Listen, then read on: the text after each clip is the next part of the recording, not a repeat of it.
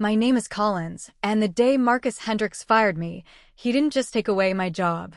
He took away 17 years of my life, my reputation, and what I thought was my future. What he didn't take, what he couldn't have possibly known he was leaving behind, was my equity position in the parent company that controlled his entire operation. But I'm getting ahead of myself. Let me take you back to that morning when everything fell apart, because you need to understand how complete the betrayal was to appreciate how satisfying the reversal would become. It was a Tuesday in March when I walked into the office for what I believed was just another strategic planning meeting. The air conditioning was blasting that familiar corporate chill that makes everyone keep a sweater draped over the back of their chair, and the fluorescent lights were humming at that barely noticeable frequency that still manages to irritate your nerves. I had been with DataCore Solutions for nearly 2 decades by then, starting as a junior systems analyst and working my way up to senior vice president of infrastructure operations. I knew every server in our 3 data centers by serial number. I could diagnose network failures half asleep. I had personally trained half the IT department, and the rest had learned from people I trained. Marcus had joined the company 14 months earlier as chief operating officer. He was a polished import from an elite consulting firm, the kind of place that teaches you to see people as variables and expenses instead of human beings. He was 42, always impeccably dressed, and carried the confidence of someone who had never truly been held accountable for failure. From day one, he made it clear he was there to modernize operations, which in his language meant cutting costs aggressively and justifying his presence by eliminating anyone who earned more than he liked. I should have seen it coming. The warning signs were everywhere in the months leading up to it. My decision-making authority began shrinking in subtle ways. Purchases I'd approved independently for years suddenly required his sign-off. Meetings changed tone. He would ask me to present infrastructure plans, listen with a thin, polite smile, then dismantle every assumption as if I were an inexperienced junior rather than the person who had kept the company running through acquisitions, expansions, and a catastrophic flood that destroyed our backup facility in 2019. The real signal came when he brought in Stellar Consulting Group. They arrived in uniform waves of navy suits and identical briefcases, interviewing staff, timing workflows, and nodding thoughtfully while typing notes destined for a report none of us would ever see. An operational efficiency review is just polite corporate language for deciding who to eliminate. I had seen it before. I knew exactly where it ended. The Tuesday meeting itself felt ordinary at first. There were bagels, cheap ones, not the good ones from Goldberg's Bakery we used to get before Marcus labeled them an unnecessary expense. The coffee sat in a large metal urn, already burnt from sitting too long. Marcus stood at the head of the table with his laptop open. Sarah from HR sat quietly in the corner with her notebook, which should have told me everything. HR never shows up unless someone's life is about to change. Marcus launched straight into a presentation filled with charts, benchmarks, and projections.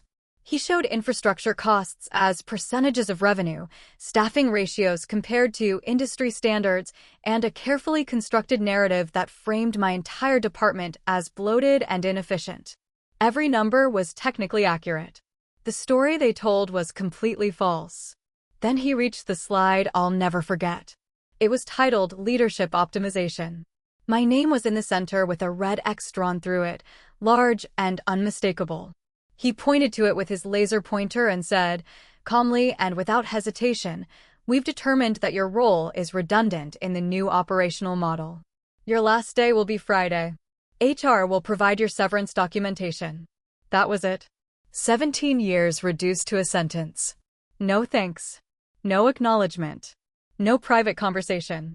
Just termination delivered in a conference room with stale bagels and burnt coffee while HR took notes.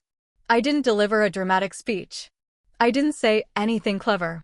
My chest tightened, my hands went cold, and my mind struggled to keep up. Sarah slid a manila folder across the table, and all I could think about was how I had designed the system that printed the label on that folder. "Do you have any questions?" Marcus asked, already closing his laptop. "Why?" was all I managed. "It's not personal," he said. "It's strategic. We're bringing in specialized contractors at a fraction of the cost. Cheaper. That was the truth. Cheaper always sounds smarter on a spreadsheet. I took the folder and walked out. People stared. Some looked sympathetic. Others looked relieved. When I reached my office, I closed the door and looked around at the life I was packing up. Certificates. Conference mugs. A cactus I somehow hadn't killed. This space had been my identity. The first day, I was numb. The second day, I was angry. By Friday, my last day, something unexpected happened. While clearing out a drawer, I found an old folder from my first year at DataCore. Inside was my original employment contract, and attached to it, stock option documentation I had completely forgotten about. In the early years, DataCore had offered equity instead of cash to retain key employees. Back then, it didn't seem like much. But 17 years had passed. DataCore had been acquired. Then acquired again. Each time, equity rolled forward. Sitting at my desk, I did the math. I checked it 3 times because it didn't seem real. My options translated into roughly 2.3 million shares of Tech Global Industries. At the current share price, that was life-changing money. More importantly, it represented real influence. I spent the next few weeks exercising those options, calling lawyers, studying governance structures, and learning exactly how much leverage I had. I dug into DataCore's performance since Marcus took over. Outages.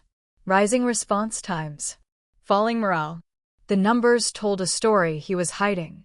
Once everything was in place, I filed a Schedule 13D with the SEC. That filing changed everything. Within days, Tech Global called. Marcus called too. I didn't answer. Instead, I prepared. I walked into Tech Global headquarters with data, evidence, and a proposal. Not revenge. Accountability. Oversight. Change. The operational review confirmed everything. Marcus's cost-cutting had destabilized the company. The savings were an illusion. He was reassigned. DataCore was restructured. And I was offered a seat at the table. I came back, not as an employee, but as someone who mattered. I helped stabilize the systems, support the people, and rebuild what had been damaged. And when my work was done, I walked away on my terms. Marcus wanted to feel powerful when he fired me. What he actually did was remind me who I was. Sometimes, losing everything forces you to remember what you already own.